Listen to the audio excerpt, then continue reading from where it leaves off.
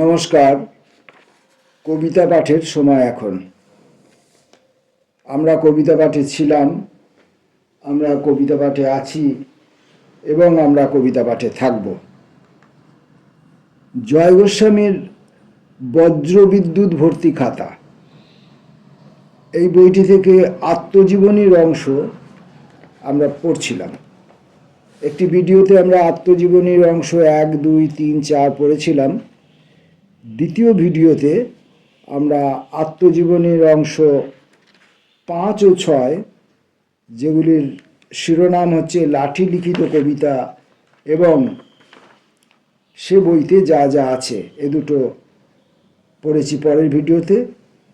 আজকে আমরা আত্মজীবনীর অংশের আর দুটি অংশ পড়লে আত্মজীবনীর যে অংশটুকু এই বইতে রয়েছে সেটা শেষ করা যাবে। আজকে 7 নম্বর অংশটি পড়ব।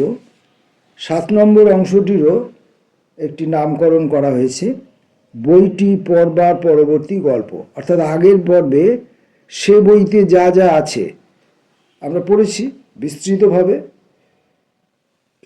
সেখানে লেখা আছে বইতে কি কি আছে, জীবনের বিভিন্ন দিক, বিভিন্ন বিষয়, বিভিন্ন ধারণা, বিভিন্ন গল্প, বিভিন্ন মানুষ, বিভিন্ন ব্যক্তি, বিভিন্ন পরিস্থিতি, বিভিন্ন রকম বিভিন্ন সেই বইতে যা যা আছে ওই কবিতাটির মধ্যে। তারপরের কবিতাটি হচ্ছে 7 নম্বর, বইটি পড়বার পরবর্তী গল্প। বাতাসের মধ্যে আমি ঝাঁপ দিই আর শুরু হয় আমার সাঁতার। সাঁতার নয়, হামাগুড়ি দিয়ে আমি চলি চাদর ঢাকা একটা আধো অন্ধকার শহরের মধ্যে, যেখানে দিন রাত্রির পার্থক্য নেই। শহর নয়, আমি চলি কম্বল ঢাকা মস্ত একটা টেবিলের তলা দিয়ে, যার দুই পাশে ভারী ভারী সব পায়া আর মর্যাদা সম্পন্ন পা পরস্পরকে ঠক্কর দিচ্ছে। সেই আলো আধারিতে আমি দেখা পাই একটি মেয়ের। তাকে বলি, আমাকে এক্ষুনি একটা প্রেমের কবিতা লিখতে হবে, তুমি কি আমাকে সাহায্য করবে? সে ঘাড় হেলিয়ে বলে, হ্যাঁ। আমি বলি, তাহলে একবার ভালো করে তাকাও আমার দিকে। সেই আগে যেমন জানলা থেকে তাকাতে।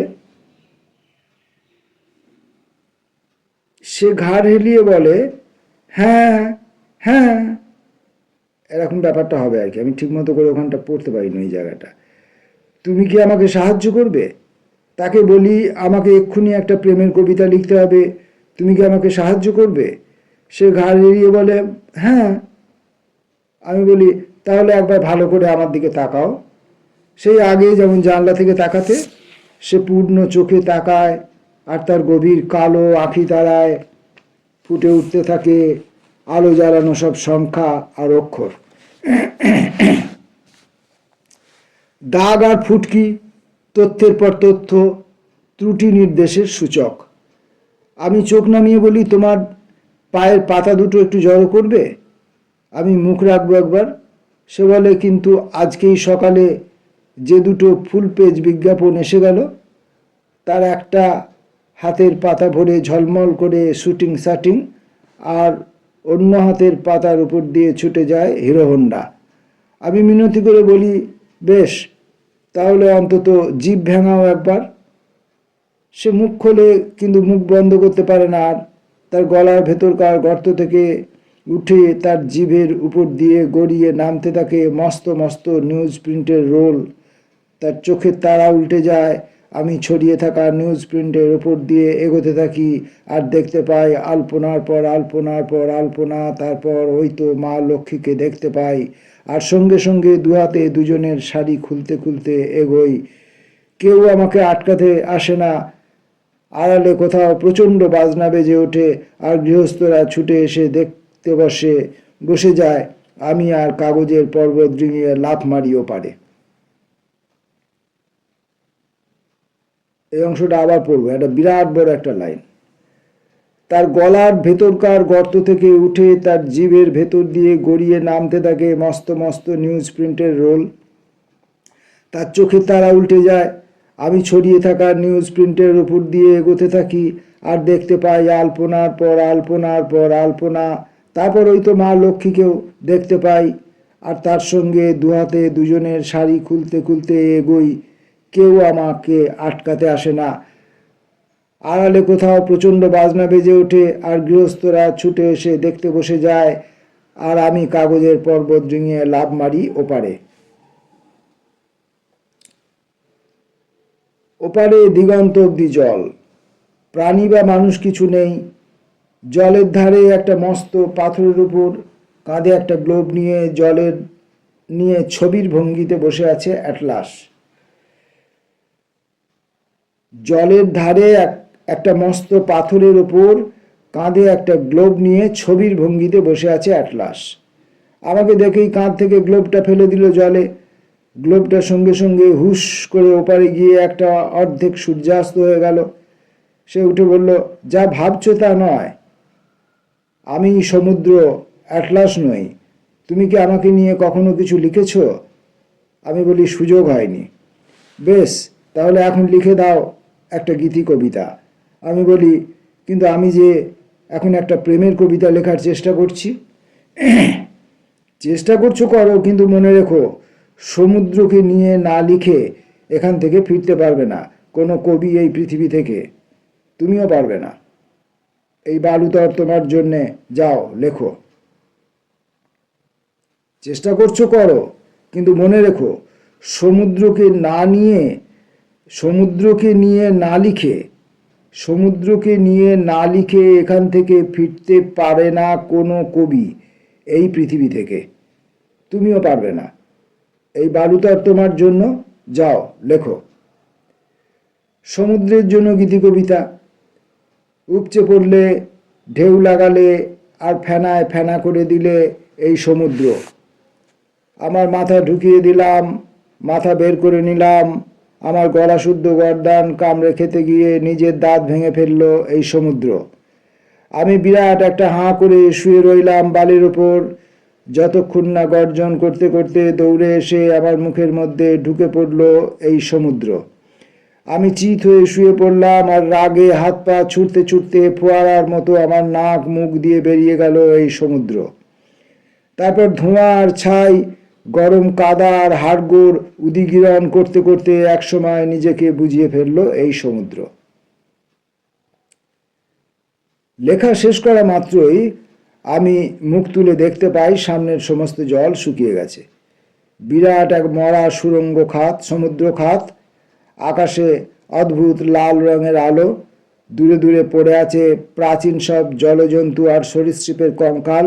বাড়িতে ডুবে যাওয়া, মরচে ধরা, সাঁজোয়া ভাঙা কামানের মুখ, ধূসর আর কালো সব পাথর, বিমানের উঁচু হয়ে থাকা লেজের টুকরো। কেবল দূর থেকে হাজার হাজার মাইল ছড়ানো সমুদ্র খাতের মধ্য দিয়ে হোঁচট খেতে খেতে পড়তে পড়তে আর টাল সামলে নিতে নিতে আমার দিকে দৌড়ে আসছে আয়ুষ্কাল। তার পিছনে তাড়া করে আসছে এক অতিকায় ভ্রমর। তারও পিছনে ছুটে আসছে আকাশব্যাপী ধুলো মেঘের কুণ্ডলী, যার ভেতর থেকে একবার দেখা দিচ্ছে আর মিলিয়ে যাচ্ছে লাল দানব হয়ে যাওয়া ভবিষ্যতের সূর্য নক্ষত্র। তারা খেতে খেতে আমার দিকে ছুটে আসছে আমার আয়ুষ্কাল, আর হাত তুলছে, বলছে, দাঁড়াও, আমি শুনতে পাচ্ছি না। হাওয়া উঠছে, বালি ঢুকছে চোখে। আমি তার দিকে এগিয়ে যেতেই শুকনো সমুদ্র খুঁড়ে দাঁড়িয়ে ওঠা একটা মানুষ প্রমাণ দেওয়াল গড়ি আমাকে বাধা দেয়, আর ডায়াল থেকে তার লম্বা একটা কাঁটা বাড়িয়ে আমাকে গেঁথে দেয় মরচে পড়া এক ভোরবেলায়। ডায়াল গড়ির একটা কাঁটা মরচে পড়া এক ভোরবেলায় কবিকে গেঁথে দিল। তাহলে ওই বইটি পড়ার পর যা যা ঘটেছিল সেইটাই 7 নম্বর অংশে, বইটি পড়ার পরবর্তী গল্প, এই নামকরণের ভেতর দিয়ে এই অংশটুকু তিনি লিখেছেন। অদ্ভুত রকমের সব অভিজ্ঞতা, অদ্ভুত রকমের বক্তব্য, অদ্ভুত রকমের পরিবেশন। আমি ঠিক করে পড়তে পারছি না, প্রতিদিনকার মতোই। কত আর ক্ষমা চাই, একটু লজ্জা প্রকাশ করি। 8 নম্বর অংশটি, আত্মজীবনীর অংশবিশেষ থেকে 8 নম্বর অংশটি পড়লেই আত্মজীবনের অংশবিশেষ শেষ করা যাবে। আত্মজীবনীর অংশবিশেষের 8 নম্বর অংশ, অর্থাৎ আজকে আত্মজীবনীর অংশবিশেষ থেকে আমি যে কবিতাগুলি পড়লাম তার শেষ অংশটির নাম হচ্ছে উপসংহার। এরপর মৃত্যু বলবার কিছু নেই, আহ্বান বলবার কিছু নেই, মধু ও সাগর বলবার কিছু নেই, চোখে চোখ পড়লেই মূর্ছা বলবার কিছু নেই, যে কোনো স্রোতের জন্য অবগাহন বলবার কিছু নেই, যেখানেই থাকো পথ চেয়ে বসে থাকবো সারা জীবন তাও নেই, শুধু যেখানে পাতা পোড়াই সেই দেহাত, শুধু যেখানে বালির ভেতর থেকে খুঁড়ে তুলি মৃত জনপদ সেই তীর্থ, যেখানে মৃত্যুর জামা কাপড় শুকোতে দিই সেই তীরভূমি, যেখানে সারাদিন ধরে ঘণ্টা বাজাই সেই কর্মস্থল, আমাদের সমস্ত মিলন যেখানে অসমাপ্ত ভস্য সেই